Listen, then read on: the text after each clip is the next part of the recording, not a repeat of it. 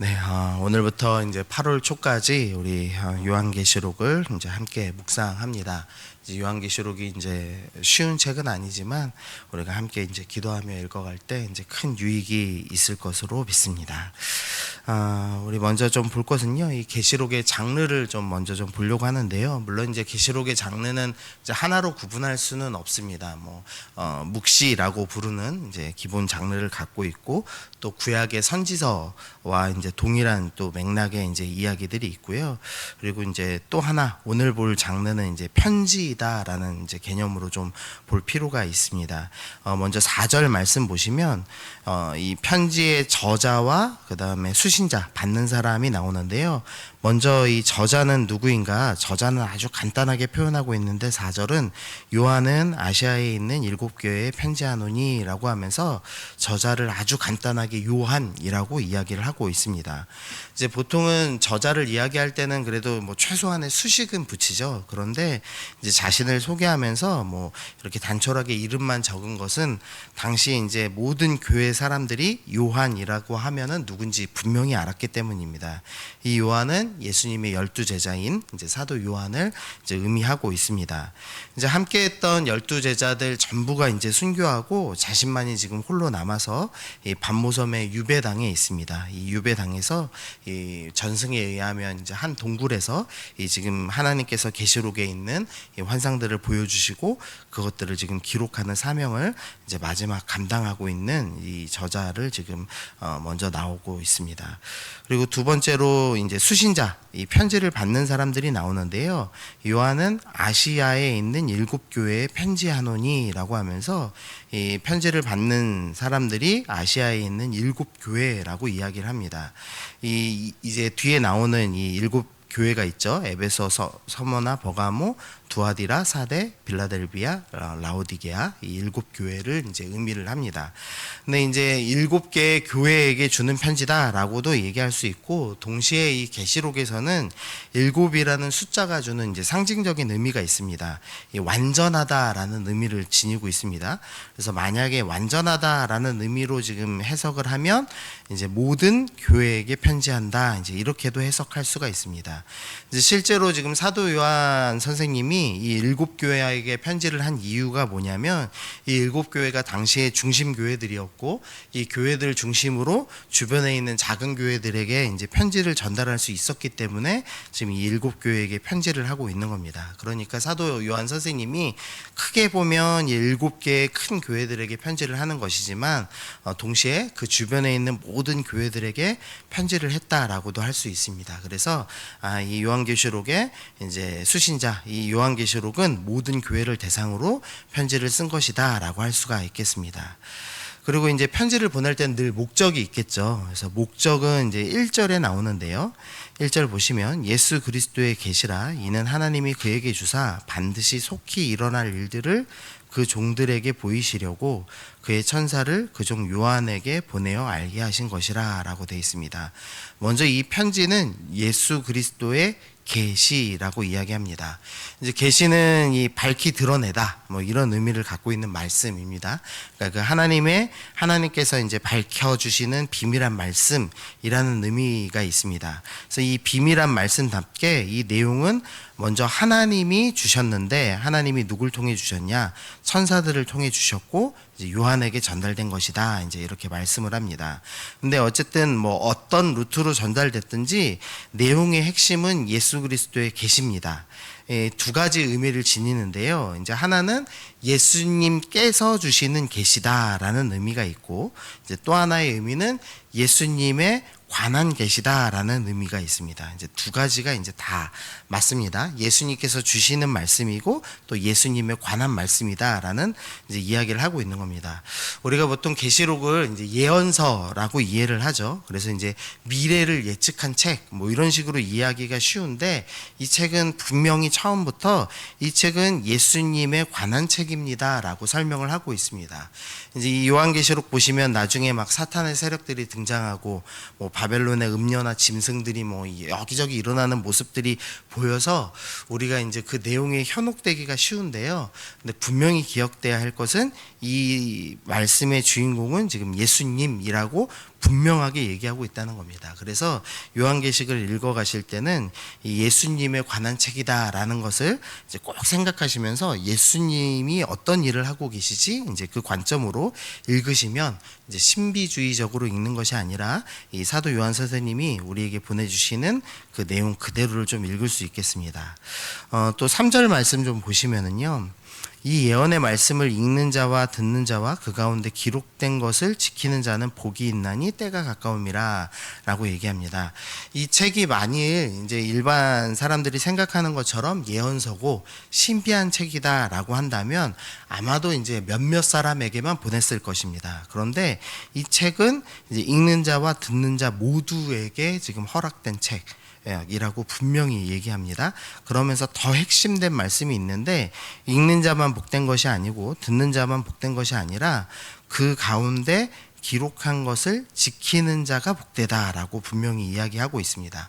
그러니까 이 책이 단순히 비밀한 책이어서 읽고 듣는 자만 복된 것이 아니라 지킬 것이 있는 책이다라고 분명히 지금 이야기하고 있는 겁니다. 그래서 요한계시록이 신비한 책일 뿐 아니라 분명히 예수님에 관해 이야기하는 것이고 그 가운데 너희가 무엇을 지켜야 한다라고 말씀하는 책입니다. 그래서 그것을 중심으로 이 요한계시록을 읽어가는 것이 가장 안전하게 요한계시록을 읽어가는 것이다라는 생각을 갖고 우리가 좀 이 계시록을 대하면 좋겠습니다.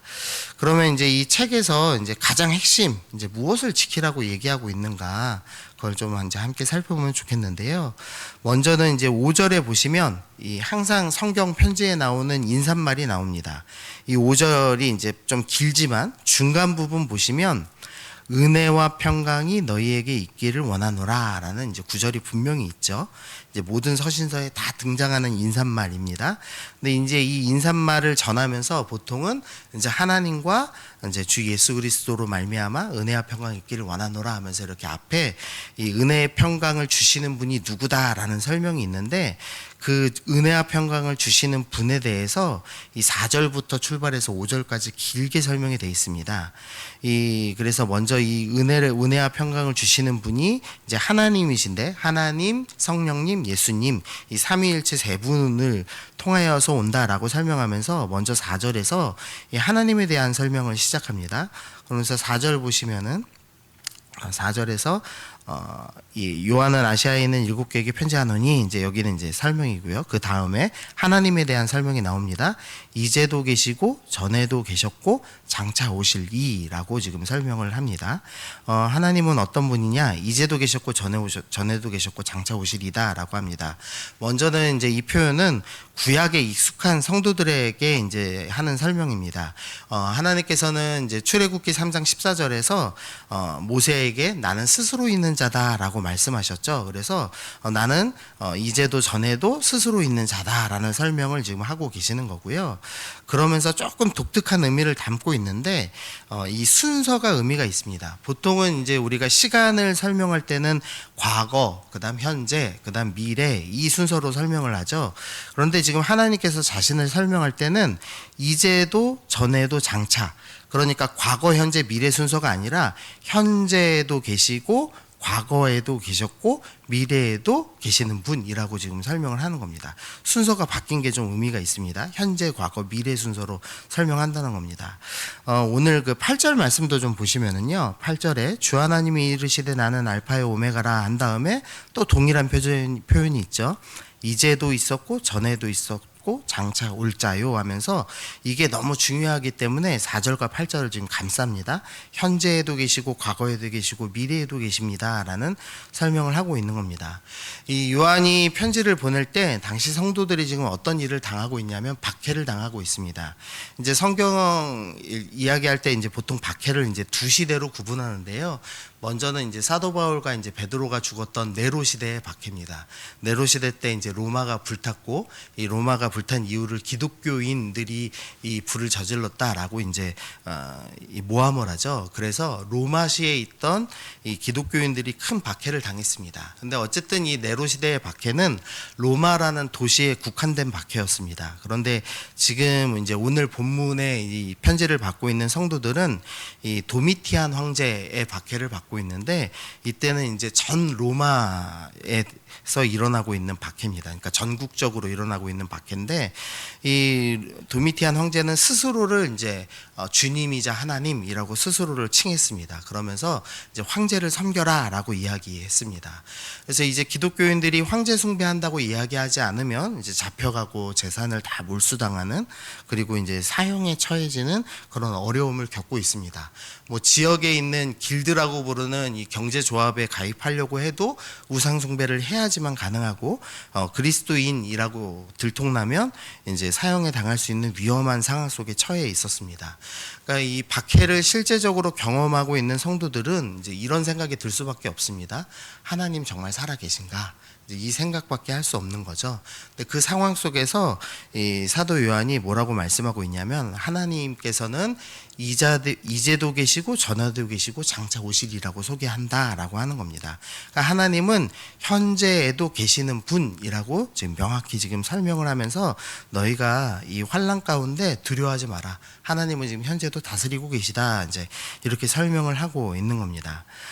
그 다음에 성령님에 대한 설명 4절 계속 보시면은요, 아주 짧게 나오는데 4절 후반부에 보시면 그의 보좌 앞에 있는 7 영이라고 되어 있습니다. 7 영이라고 하니까 성령님 7분인가 좀 오해하실 수가 있는데요. 이제 7이 완전이라는 숫자를 의미한다고 말씀드렸죠. 그래서 완전하신 영이라는 의미이기도 하고요. 또한 이제 좀 뭐 어려운 설명이니까 그냥 간단하게 넘어가면, 스가랴서 4장에 보면은 이제 7 빛을 비추는 분을 성령님으로 말씀합니다. 이 성막 안에 이 등잔대가 7개의 등불을 켤 수 있는데 그 빛을 다 비추시는 성령님이라는 표현이 나오는데, 그것을 빗대서 지금 7 영이라는 표현을 했습니다. 어쨌든 이제 한 분 완전하신 성령님이 또 이 편지를 보내시는 분입니다. 이제 은혜와 평강 주시는 분입니다라고 설명하고요. 그 다음에 이제 5절에서 이제 예수님에 대한 설명을 합니다. 예수님은 어떤 분이냐? 먼저는 충성된 증인이다라고 설명을 합니다. 이제 죽음에서도 이제 십자가에 박히시면서도 먼저 그 죽음에 굴복하지 않으시고 증인의 삶을 사신 분이다. 그러니까 우리보다 먼저 증인된 삶을 사신 분이기 때문에 너희도 박해를 두려워하지 말고 증인 되셨던 예수님을 본받아 증인으로 살아라. 이제 이런 의미를 담고 예수님은 충성된 증인이셨습니다라고 표현을 합니다. 그 다음 또 중간에 보시면 이제 땅의 임금들의 머리가 되신 분이라고 설명합니다. 여기서 땅의 임금들은 이 세상의 뭐 왕을 의미하는 게 아니고요, 이 사탄의 세력들을 의미합니다. 그러니까 하나님을 대적하는 모든 세력들을 의미하는데, 이 땅에 지금 너희가 볼 때는 황제를 포함한 사탄들이 지금 다스리고 있는 것처럼 보이고 하나님 살아계시지 않은 것처럼 보일 수도 있는데, 아니다. 예수님이 모든 것을 다스리고 계시다. 지금 이렇게 설명을 하는 겁니다. 그래서 이제 정리를 하면은, 하나님은 현재에도 다스리고 계시다. 그리고 우리에게 증인의 본을 보여주셨던 예수님께서 지금 이 악한 세력까지도 다 다스리고 계시다. 그러니 너희가 지금 박해의 현실에 마음을 뺏기지 말고 하나님이 주시는 은혜와 평강 속에서 너희가 살아가야 된다라고 지금 권면을 하고 있는 겁니다.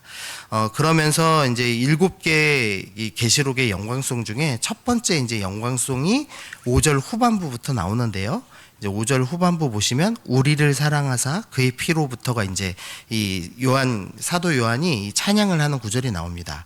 그래서 쭉 읽어보면, 우리를 사랑하사 그의 피로 우리 죄에서 우리를 해방하시고 그의 아버지 하나님을 위하여 우리를 나라와 제사장으로 삼으신 그에게 영광과 능력이 세세토록 있기를 원하노라. 아멘 하면서 찬양을 합니다. 이제 너희가 이 현재에도 다스리고 계시는 하나님께 마음을 둬야 된다라고 하면서 우리가 어떤 존재인가를 다시 한번 되새깁니다. 우리는 어떤 존재인가? 우리는 사랑받는 존재이다라고 설명합니다. 여기서는 이제 그 문법적으로 이야기하면 현재 분사형, 그래서 지금도 계속된다라는 의미를 담고 있는 이 문법을 사용해서 주님께서는 우리를 지금도 여전히 사랑하고 계십니다라고 설명합니다. 또한 우리는 어떤 존재이냐? 그의 피로, 예수님의 피로 죄에서 해방된 사람들, 그래서 더 이상 사망을 두려워할 필요 없는 사람들이다. 그러니 너희가 이 박해 현실에서 두려워하지 말아라 라고 말씀합니다. 그리고 세 번째로 우리를 어떤 존재라고 표현하냐면 우리를 나라와 제사장으로 삼으셨습니다 라는 표현이 나옵니다. 이 나라 삼으셨다라는 말이 좀 이제 어색하게 들릴 수도 있지만 너희가 곧 하나님의 나라다, 너희가 곧 왕이다 라고 이제 표현하는 구절입니다. 너희는 왕이고 너희는 제사장이다, 너희는 이미 하나님 나라의 일원이 되었다. 그러므로 두려워하지 말고 이 땅의 죽음도 두려워하지 말고 오직 하나님의 영광을 위해서 살아가야 된다라고 이제 권면을 하고 있습니다. 그래서 이제 좀 정리를 하면 이제 우리는 어떤 사람이냐? 우리는 하나님의 사랑을 받고 있는 사람이요. 우리는 이미 하나님 나라의 일원이 되어서 우리는 절대 멸망당하지 않는 구속받은 백성이다라고 이야기를 하고 계십니다. 그리고 하나님께서는 현재도 다스리고 계시고 모든 것을 다스리시고 땅의 임금들까지도 다 다스리고 계시는 왕이시니 그래서 너희가 지금의 박해를 두려워하지 말고 너희가 하나님께로부터 주어지는 은혜와 평강을 누려라 라고 말씀을 하고 있습니다. 이게 이제 요한계시록 전체에 지금 사도 요한이 이야기하고 싶은 가장 핵심 구절인 겁니다. 우리가 물론 뭐 이 요한계시록의 성도들만큼 박해를 당하고 살고 있지 않지만 아마 각자 삶 속에서 다 크고 작은 어려움들 겪고 계시리라고 생각이 됩니다. 이 박해를 겪고 이 땅에서 정말 하나님 살아 계신가 이제 이런 생각이 들 정도의 어려움 속에 있는 성도들을 향해서 지금 이 요한계시록이 말씀하고 있는 겁니다. 이제도 계시다. 주님은 지금 현재도 다스리고 계시다. 그러니 너희 눈에 있는 보이는 것에 사로잡히지 말고 하나님께로 영혼의 닷을 깊이 내리고 오직 주님만 의지하여라. 절대 흔들리지 말아라 라고 권면하고 계십니다. 그리고 그 말씀을 지키는 자는 복이 있다라고 이제 오늘 말씀하는 것이 이 요한계시록의 핵심입니다. 그래서 이 말씀 기억하시면서 하나님, 내가 어려움 속에서 흔들리지 않겠습니다. 그리고 우리에게 허락하시는 그 복, 하나님 나라를 소망하며 오늘도 우리가 하나님만 의지하고 바라보며 살아가겠습니다. 우리 그렇게 결단하시면서 이 2달여간의 이 요한계시록을 잘 읽어 나가시는 우리 성도님들 되시기를 소원합니다. 우리 함께 기도하시겠습니다. 하나님 아버지 감사합니다. 하나님, 박해받는 성도들을 향하여서 내가 이제도 있다라고 말씀하시며 내가 땅의 임금들까지 다스린다라고 말씀하시며 너희가 두려워하지 말고 말씀을 지키며 살아가라고 권면해 주시는 주님의 음성을 듣습니다. 우리가 이 땅 가운데 여러 어려움과 혼란 속에서도 오직 하나님께 영혼의 닷을 내리고 흔들리지 아니하며 굳건히 말씀을 지켜 살아 하나님께서 허락하시는 놀라운 은혜의 복을 받아내는 이 땅에서도 하나님의 은혜와 평강을 누리는 우리 모든 성도들 되게 하여 주옵소서. 감사드리며 예수님의 이름으로 기도드립니다. 아멘.